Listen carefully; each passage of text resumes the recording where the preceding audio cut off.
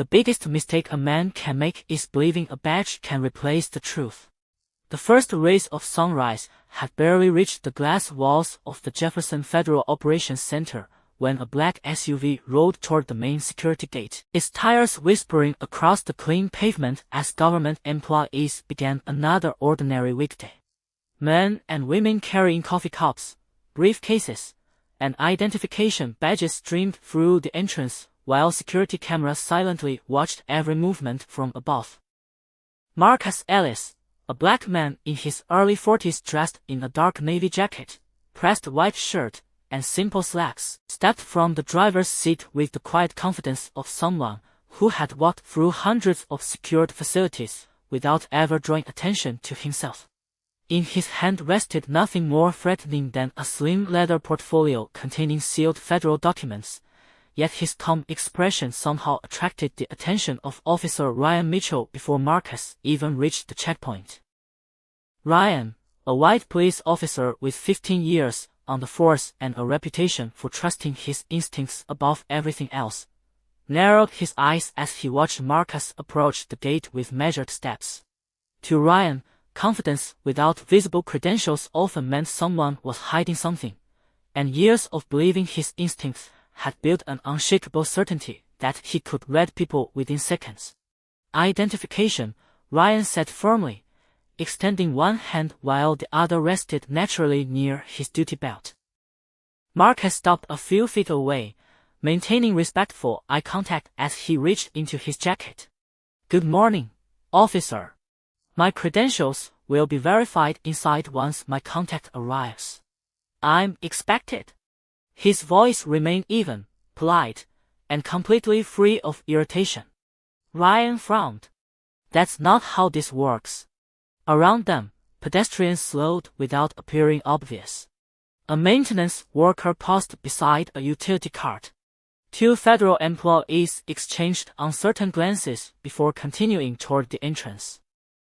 A delivery driver quietly watched through his windshield. None of them knew why the conversation suddenly felt heavier than an ordinary security check, but everyone sensed the growing tension.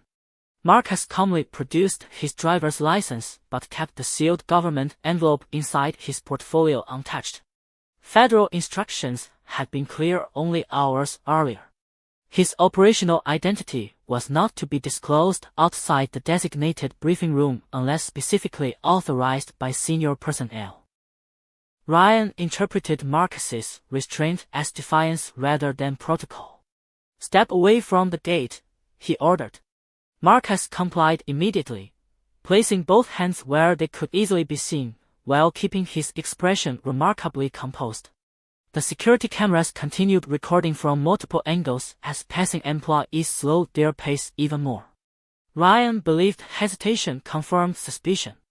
Within moments, he informed Marcus that he was being temporarily detained pending identity verification, securing handcuffs according to department procedure, while several witnesses watched in stunned silence. Marcus never resisted. He never raised his voice.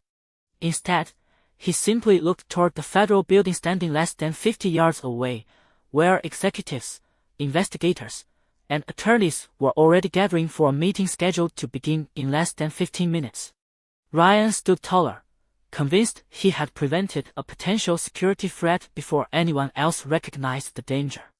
What he could not possibly know was that every camera above the entrance had already preserved the moment from beginning to end, and every passing second brought the arrival of the very people who had been expecting Marcus Ellis all along. Marcus Ellis remained perfectly still as the morning breeze carried the distant sound of traffic across the federal complex, his hands secured while dozens of ordinary employees quietly wondered what kind of man required such treatment at the entrance to one of the most secure government facilities in the city. He had learned many years earlier that emotions could become distractions, and distractions could become expensive mistakes. That lesson had followed him through every assignment, every courtroom testimony, and every federal operation he had ever completed. Officer Ryan Mitchell, however, interpreted Marcus's silence as confirmation that he had made the correct decision. He spoke briefly into his shoulder radio, requesting a routine verification while never taking his eyes off the man standing calmly before him. A younger security officer glanced toward the federal access terminal beside the gate and quietly asked whether he should run another credential search through the interagency system. Ryan answered without hesitation that the standard procedure already in motion would be sufficient. Confidence had become second nature to him after years of successful patrol work, and he believed uncertainty only weakened authority. Meanwhile, inside the Jefferson Federal Operations Center, a digital conference room display counted down the remaining minutes before a classified briefing scheduled for 8 o'clock sharp. Several representatives from the Drug Enforcement Administration, the Federal Bureau of Investigation, and the United States Attorney's Office had already taken their seats, exchanging quiet conversations while reviewing sealed folders marked for official use only. At the front of the room, Special Agent Olivia Brooks checked her watch before looking toward the empty chair reserved for the lead field coordinator. She was not concerned yet. Marcus had never been late.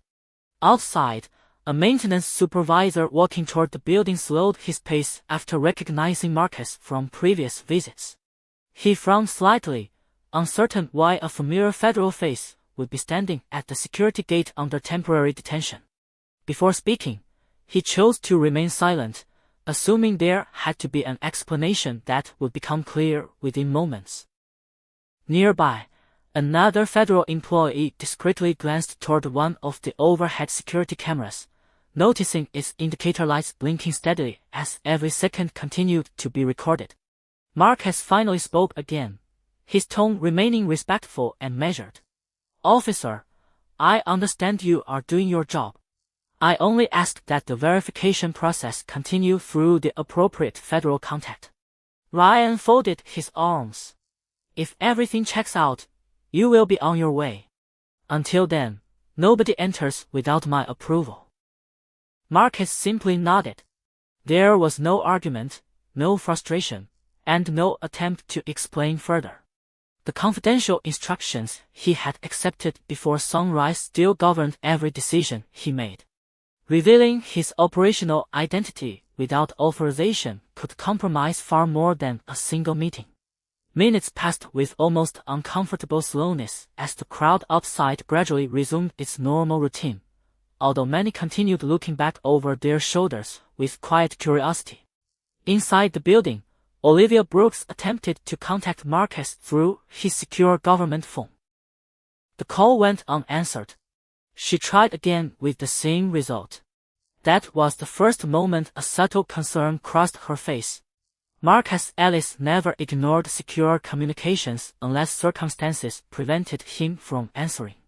She immediately closed the classified folder in front of her and turned toward the conference room door.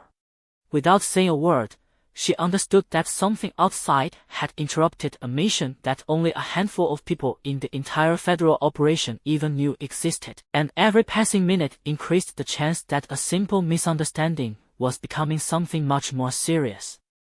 Special Agent Olivia Brooks walked briskly through the wide marble lobby of the Jefferson Federal Operations Center, her polished shoes echoing softly against the floor as she exited through the secured glass doors.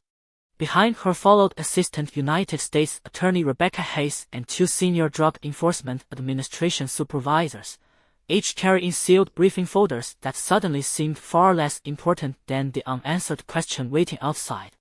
As the automatic doors opened, the morning air carried the quiet sounds of commuters arriving for work, yet the atmosphere near the security gate felt strangely frozen.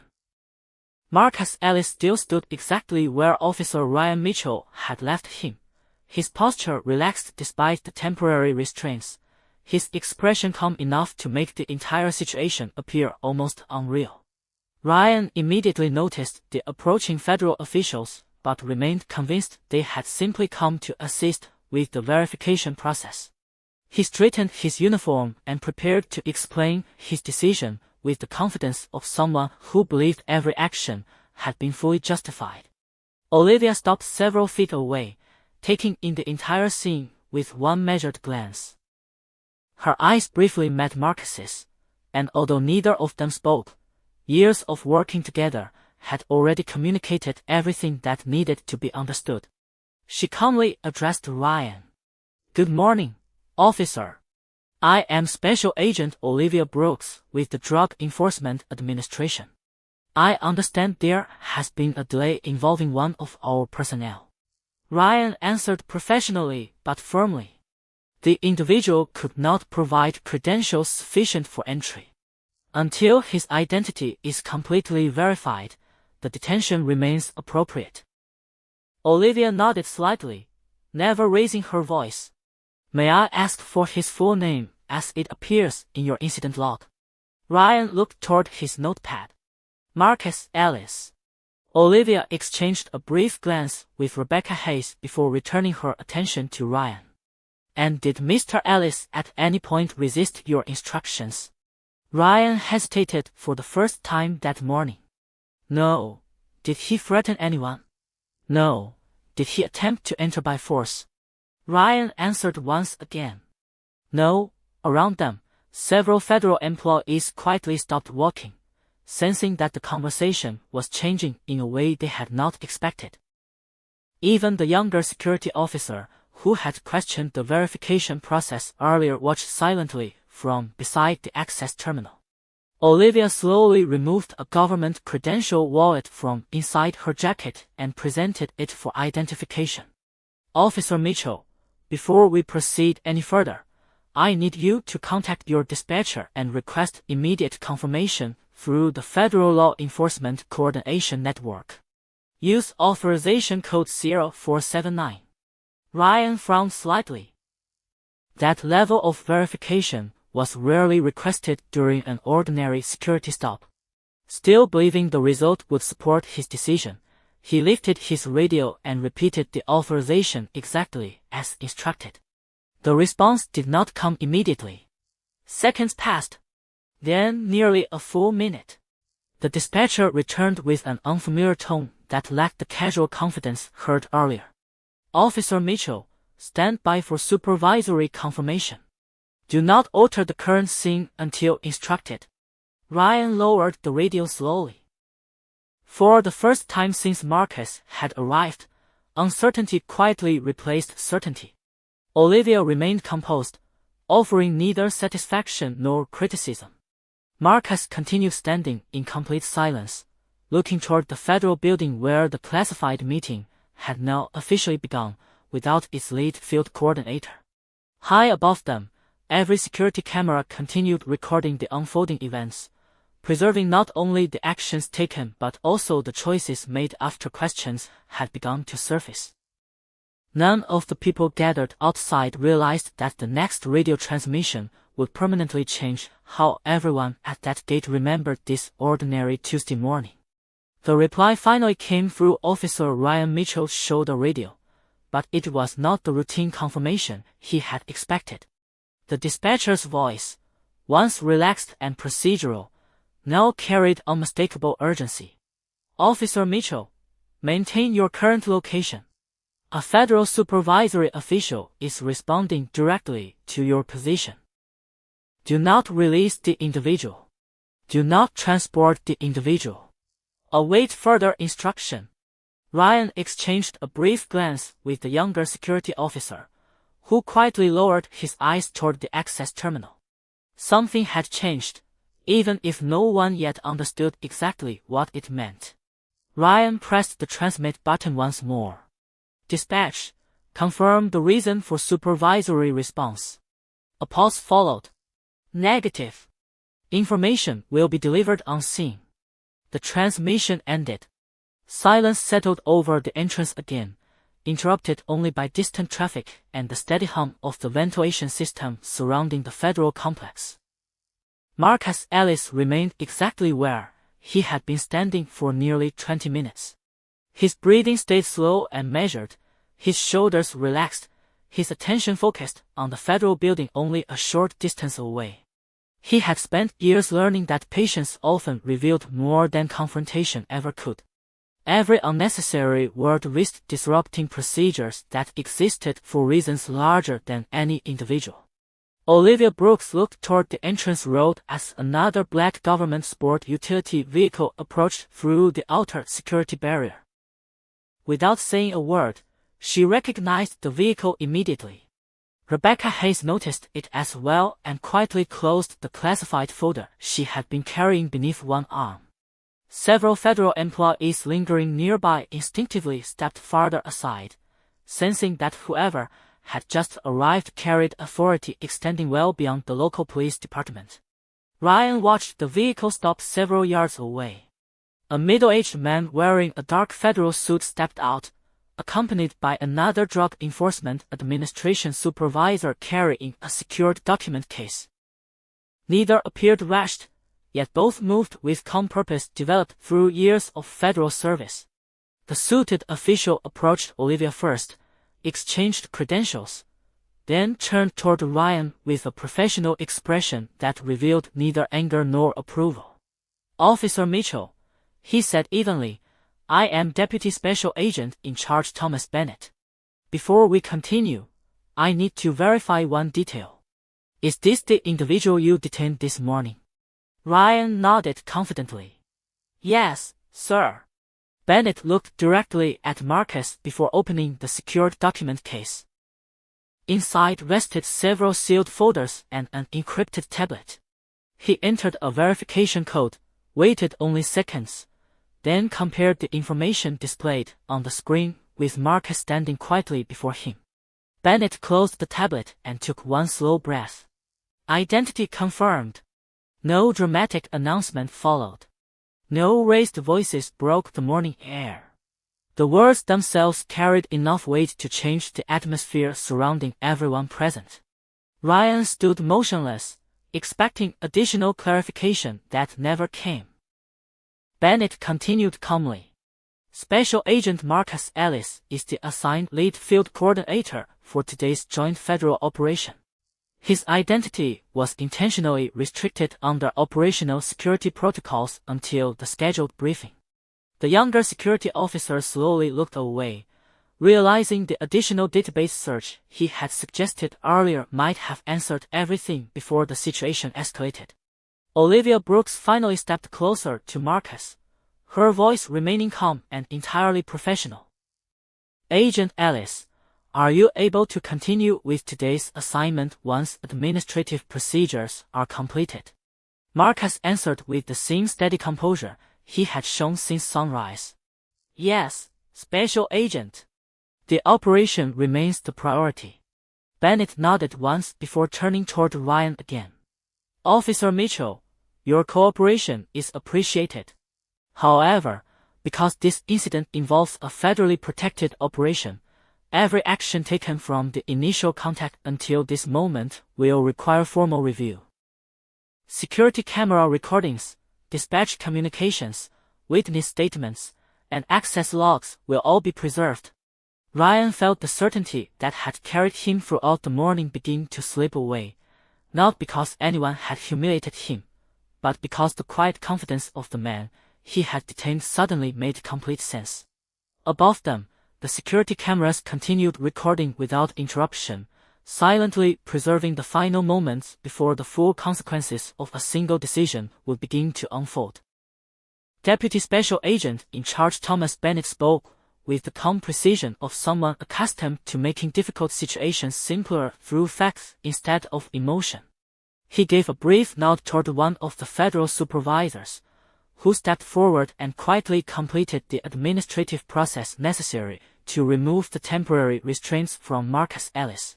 Marcus thanked him with a simple expression of appreciation, adjusted the sleeve of his jacket, and picked up the leather portfolio that had never left his side. He did not look at Officer Ryan Mitchell with anger, satisfaction, or triumph. Instead, he turned first to Olivia Brooks. "How much of the briefing have we missed?" Olivia glanced at her watch. 7 minutes. "They postponed the operational overview after I informed them you were unexpectedly delayed." Marcus gave a slight nod. "Then we should not keep them waiting any longer." Those standing nearby exchanged surprised looks. After everything that had happened, Many expected Marcus to demand immediate explanations or consequences. Instead, he remained completely focused on the federal mission that had brought him there before sunrise. Thomas Bennett addressed Ryan once more, his tone professional and measured. "Officer Mitchell, no conclusions will be reached here at the gate. Administrative reviews exist so that facts can be examined carefully and fairly. You will have the opportunity to provide your complete statement. Until then, all recordings, dispatch logs, body camera files, witness observations, and access records connected to this incident will be preserved under federal evidence retention procedures." Ryan listened quietly, the confidence that had shaped every decision earlier that morning now replaced by careful reflection. The younger security officer finally spoke. "Sir, I requested a secondary federal verification before the detention, but we never completed it." Ryan lowered his eyes for only a brief moment before answering honestly. "That decision was mine." Thomas Bennett acknowledged the statement with a single nod but offered no further comment. Nearby, several federal employees who had witnessed the encounter slowly resumed their morning routines, though many continued thinking about how differently the situation might have unfolded if a few additional questions had been asked before assumptions became decisions. Marcus and Olivia walked together toward the entrance of the Jefferson Federal Operations Center, their pace steady and unhurried. As they approached the secured doors, Rebecca Hayes looked toward Marcus with quiet curiosity. "You never once told him who you were." Marcus smiled faintly. "The operation required confidentiality. More importantly, respect for the law should never depend on knowing someone's title." Rebecca considered those words in silence as they entered the building. Inside the conference room, investigators from multiple federal agencies stood as Marcus arrived. No applause followed, no dramatic speeches interrupted the morning, only the quiet professionalism of experienced public servants returning their attention to the work waiting ahead. Marcus placed the sealed portfolio on the conference table and opened the briefing with the same calm focus he had shown outside. While the operation moved forward, events at the security gate had already begun following an entirely different path. Internal affairs personnel contacted the local department requesting preservation of every communication connected to the detention. Information technology specialists secured surveillance footage from each camera overlooking the entrance. Dispatch supervisors archived every recorded transmission without alteration. Even the visitor access system automatically logged every second of the delay. None of those actions represented punishment. They represented accountability through documented facts. Outside, Ryan remained near the checkpoint as routine traffic gradually returned to normal. Looking toward the same federal building he had guarded for years, he realized that authority had never been measured by how quickly someone exercised power. It was measured by the willingness to verify, to listen, and to recognize that every person standing before a badge deserved the same careful process. The investigation Marcus had come to lead was only beginning. Yet another investigation, one that no one had expected at sunrise, had quietly begun at the very gate where pride had mistaken certainty for truth. The federal briefing continued well into the afternoon, and by the time Marcus Ellis stepped out of the conference room, the operation he had spent months preparing was finally moving forward exactly as planned. Intelligence teams had received their assignments, investigators were coordinating with partner agencies, and every decision was being documented with the precision that federal work demanded. Marcus paused for a moment beside one of the large windows overlooking the city skyline, watching ordinary people move through their daily routines without realizing how many unseen professionals worked quietly to keep communities safe. Olivia Brooks joined him, carrying another stack of sealed documents. "Everything is in motion," she said. Marcus nodded. "That is what matters." Olivia studied him for a moment before asking the question many others had been quietly wondering. You never filed a complaint before coming upstairs. Marcus smiled faintly. Because the mission could not wait. Accountability works best when it follows facts instead of emotion. Those words remained with Olivia long after they walked toward separate offices. Meanwhile, across town, Officer Ryan Mitchell sat inside a conference room at his own department, where Captain Laura Simmons and an internal affairs supervisor carefully reviewed the timeline that had already been assembled from dispatch recordings, body camera files, visitor access records, surveillance footage, and written witness statements. No accusations filled the room. Instead, every document was examined in chronological order, each decision compared with departmental policy and federal coordination procedures. Ryan answered every question honestly. He admitted that he had relied too heavily on his first impression instead of completing every available verification step before making his decision. Captain Simmons listened carefully before speaking. Experience is valuable, Ryan, but experience never replaces procedure. Procedures exist because assumptions can affect people in ways we never intend. Ryan quietly accepted the observation. For the first time in many years, he understood that confidence without careful verification could create consequences reaching far beyond a single encounter. Several days later, the administrative review reached its initial findings. The evidence showed that Marcus had remained cooperative from beginning to end, that no immediate threat had existed, and that additional verification options had been available before the detention occurred. Based on those documented facts, the department required Ryan to complete advanced procedural training, while the incident remained under formal review according to established policy. The recommendation focused on improving future decision-making rather than assigning personal blame beyond what the evidence supported. When Marcus later received an official notification explaining the review process, he read the letter carefully before placing it inside his desk drawer. He did not request special treatment, additional recognition, or public attention. Instead, he returned to preparing the next phase of the federal investigation, knowing that the success of the operation would protect far more people than any personal dispute ever could.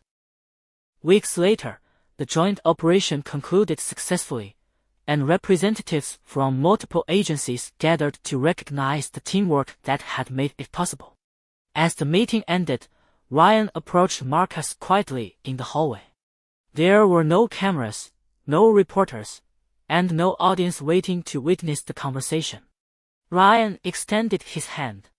"Agent Ellis, I should have slowed down and verified the facts before making my decision. I appreciate the professionalism you showed that morning." Marcus accepted the handshake with calm respect. "Every day gives us another opportunity to do the job better than the day before." Ryan nodded thoughtfully, understanding that lesson would remain with him far longer than any disciplinary review.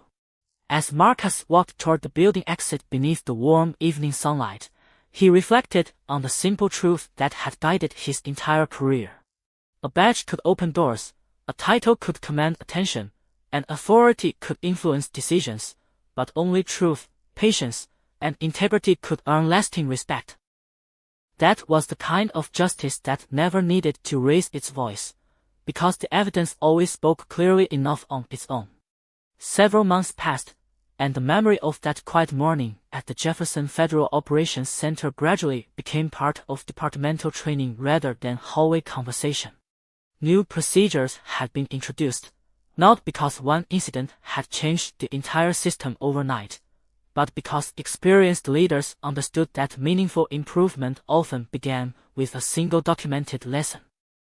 Security officers assigned to federal facilities now completed an additional verification sequence whenever restricted operational personnel were expected on site, ensuring that confidential assignments could remain protected without unnecessary misunderstandings. Officer Ryan Mitchell became one of the first supervisors asked to participate in those training sessions. At first, he believed his role would simply involve explaining policy updates, but Captain Laura Simmons had something different in mind. She asked Ryan to describe, in his own words, the exact moment he realized confidence alone could never replace careful verification. Standing before a room filled with newly assigned officers, Ryan spoke honestly about assumptions, professional responsibility, and the importance of slowing down long enough to gather complete information before reaching conclusions. He never minimized his own decisions, nor did he attempt to shift responsibility onto anyone else. Instead, he explained that experience was valuable only when paired with humility, because every person encountered during a routine shift deserved to be treated with fairness regardless of appearance, occupation, or circumstance. The room remained unusually quiet as young officers took notes, recognizing that the lesson came not from a textbook but from someone willing to acknowledge a difficult mistake. At the same time, Marcus Ellis continued leading complex federal investigations across several states. His schedule remained demanding, filled with strategy meetings, court preparations, intelligence reviews, and long hours coordinating with local, state, and federal agencies. Yet despite the growing success of the operation, he occasionally remembered the security gate where everything had nearly gone in the wrong direction. Not because he carried resentment, but because the experience reminded him that professionalism mattered most when circumstances invited frustration. During a regional law enforcement conference later that year, Marcus accepted an invitation to speak about interagency cooperation. Representatives from police departments, sheriff's offices, federal agencies, prosecutors, and emergency management organizations filled the auditorium. Rather than discussing his accomplishments, Marcus focused on communication, mutual respect, and the responsibility shared by everyone wearing a badge or carrying official credentials. Without mentioning names or locations, he described how quickly assumptions could interfere with even the best intentions when procedures were overlooked. He emphasized that public trust depended not on perfection but on accountability, transparency, and the willingness to learn from every encounter. Among those attending the conference sat Ryan Mitchell. He listened carefully to every word, realizing Marcus never portrayed himself as a victim and never used the incident to criticize an entire profession. Instead, Marcus spoke about partnership, reminding everyone that effective public service required people from different agencies to trust verified facts more than personal impressions. After the conference concluded, several young officers approached Ryan and thanked him for speaking honestly during earlier training sessions. Others thanked Marcus for reminding them that dignity should never depend upon rank, title, or appearance. As the audience slowly departed the convention center beneath the clear afternoon sky, both men walked in different directions toward different responsibilities, yet they carried the same lesson forward. One had learned that authority became stronger when guided by patience, while the other had demonstrated that genuine leadership often appeared through calm restraint instead of public confrontation. The morning that had once seemed destined to become a story about embarrassment had quietly become something far more meaningful, a reminder that justice grows stronger whenever people choose truth over assumption and character over pride. Nearly a year after the morning that had quietly reshaped more than one career, the Jefferson Federal Operations Center hosted a joint recognition ceremony honoring the success of the multi-agency investigation Marcus Ellis had led from beginning to end. Representatives from the Drug Enforcement Administration, the Federal Bureau of Investigation, the United States Attorney's Office, and several local law enforcement agencies gathered inside the same federal auditorium where strategic briefings had once taken place behind closed doors. There were no dramatic speeches celebrating individual heroics. Instead, each presentation focused on cooperation, discipline, and the value of following procedures that protected both public safety and individual rights. Marcus accepted a certificate recognizing the outstanding coordination of the operation with the same quiet humility that had defined him from the beginning. After shaking hands with agency leaders, he returned to his seat without seeking attention, believing that successful investigations were never about one person but about professionals trusting one another enough to let evidence guide every decision. Among the invited guests sat Officer Ryan Mitchell, attending not as the center of an unfortunate story, but as one of several officers whose department had strengthened its training program after the administrative review. He watched Marcus receive the recognition with genuine respect, remembering how differently that same man had looked standing calmly outside the security gate months earlier. The contrast was not in Marcus himself, whose composure had never changed, but in Ryan's own understanding. When the ceremony concluded, attendees gathered in the lobby for brief conversations before returning to their assignments. Captain Laura Simmons introduced Ryan to several federal supervisors who had reviewed the original incident, and the discussion centered not on blame but on measurable improvements that had resulted from careful analysis of the documented facts. Updated verification procedures had already prevented multiple identification misunderstandings at other secure facilities, while new interagency communication protocols reduced delays involving confidential federal personnel. What had once been an uncomfortable mistake had quietly become a practical lesson benefiting countless future encounters. Marcus joined the conversation a few moments later, greeting everyone with the same calm professionalism that had earned respect across agencies. One of the younger officers asked him what advice he would give to someone just beginning a career in law enforcement. Marcus paused thoughtfully before answering. Never allow confidence to replace curiosity. Ask one more question. Verify one more fact.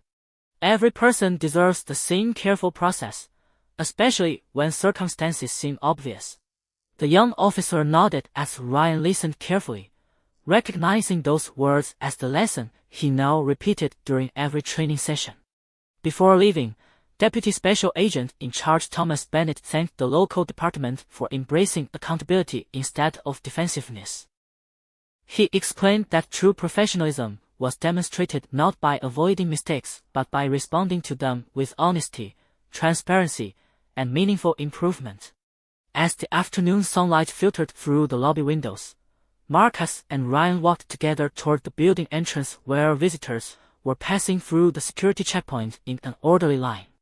This time, officers greeted every arrival with patience, verified credentials through the updated system, and treated each individual with quiet respect regardless of appearance or position. Ryan smiled faintly as he watched the process unfold, realizing that lasting change often appeared in ordinary moments rather than dramatic headlines.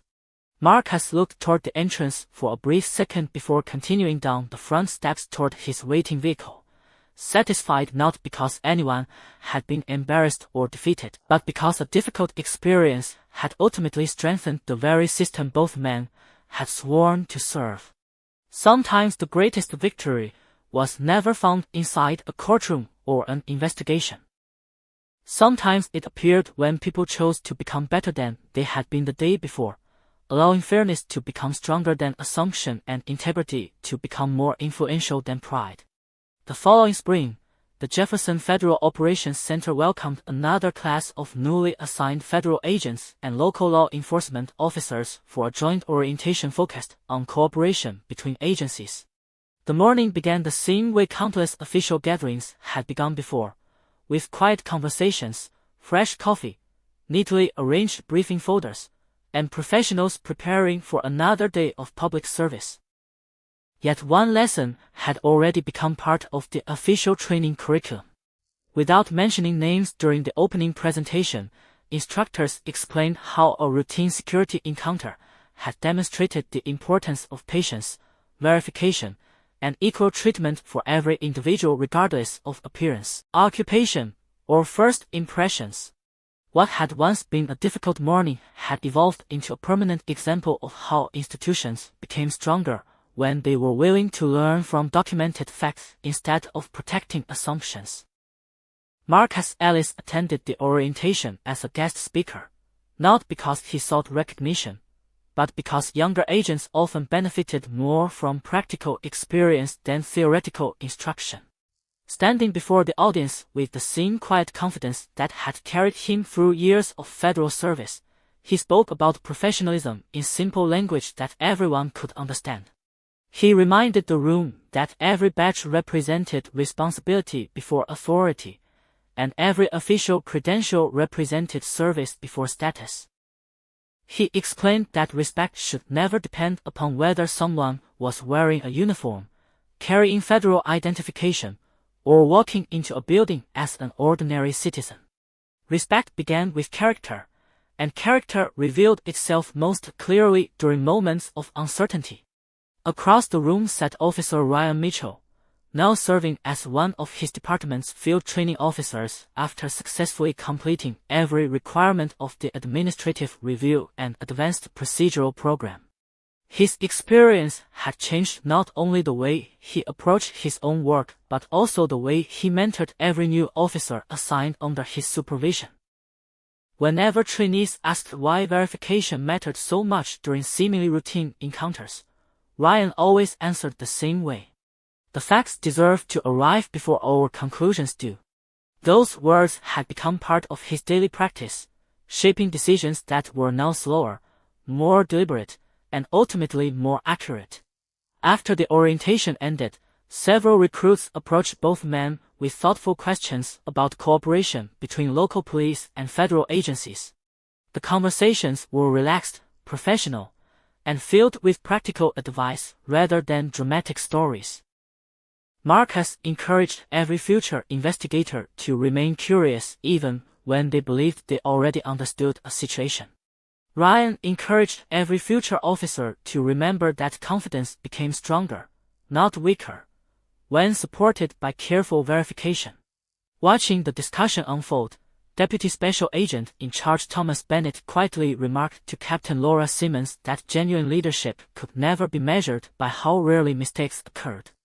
It was measured by what people chose to become after facing them. As the afternoon sun illuminated the Federal Plaza outside, Marcus and Ryan stepped through the same entrance where their paths had first crossed under entirely different circumstances. This time there was no confusion, no unnecessary delay, and no uncertainty.